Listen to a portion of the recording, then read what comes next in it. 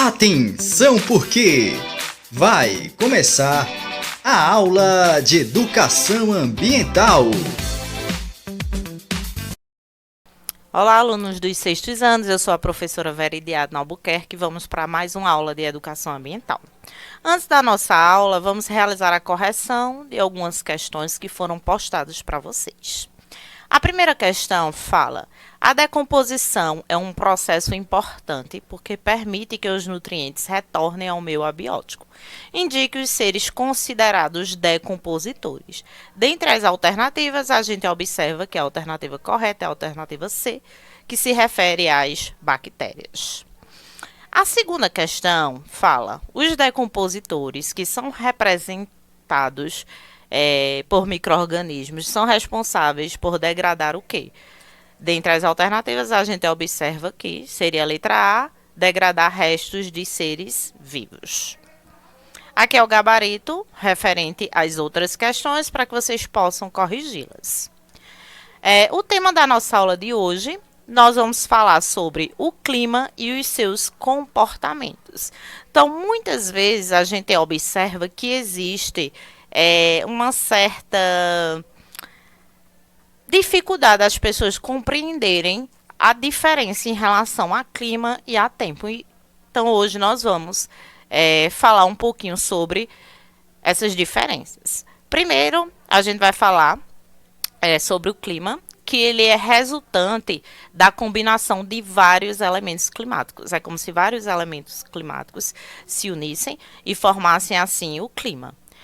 Ele é resultado de sucessivas ocorrências meteorológicas ao longo do tempo. Então, várias ocorrências em relação à meteorologia que ocorre ao longo do tempo forma o que a gente chama de clima.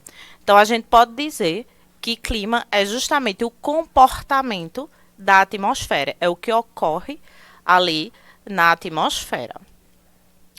O clima ele é composto por alguns elementos que falam sobre suas características, ou seja, que dão forma aos diferentes tipos de climas que existem em todo o mundo. A gente observa que, de acordo com cada região, vai existir diferentes climas. Os elementos climáticos, como o próprio nome indica, são fenômenos que compõem o clima.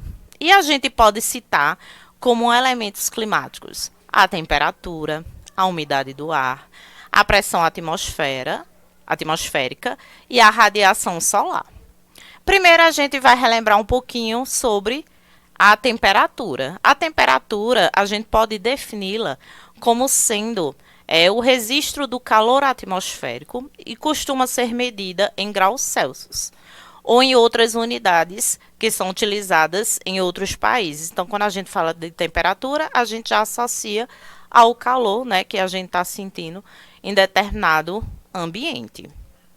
Já a umidade relativa do ar é a quantidade de água que está presente ali no ar atmosférico, só que na forma de vapor.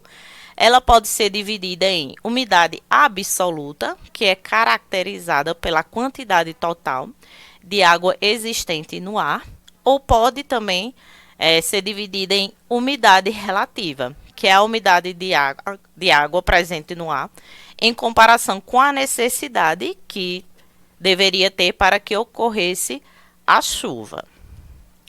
Já a pressão atmosférica, a gente define como sendo o peso que a atmosfera pode exercer sobre as nossas cabeças e sobre a superfície terrestre.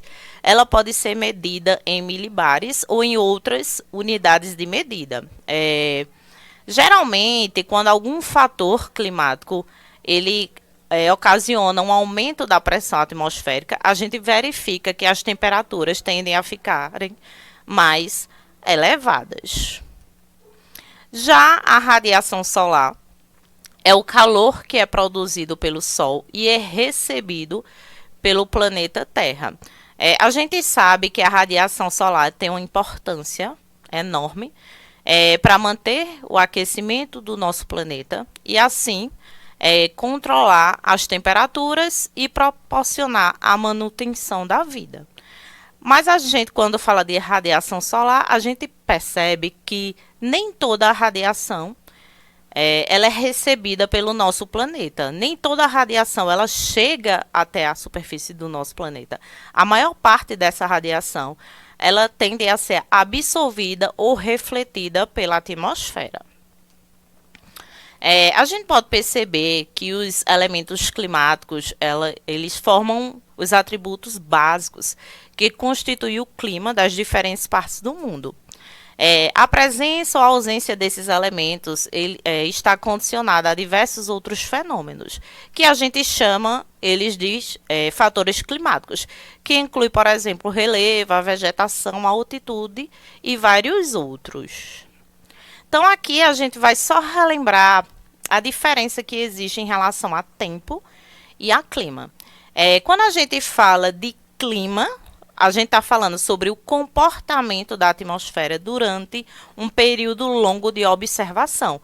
É algo que não tem mudanças, vamos dizer assim. Já o tempo, ele trata-se do estado geral da atmosfera em um dado momento. Quando a gente fala de tempo, por exemplo, de manhã pode estar ensolarado, à tarde pode ocorrer chuva. Então, o tempo é algo que está se modificando constantemente. Até a próxima aula.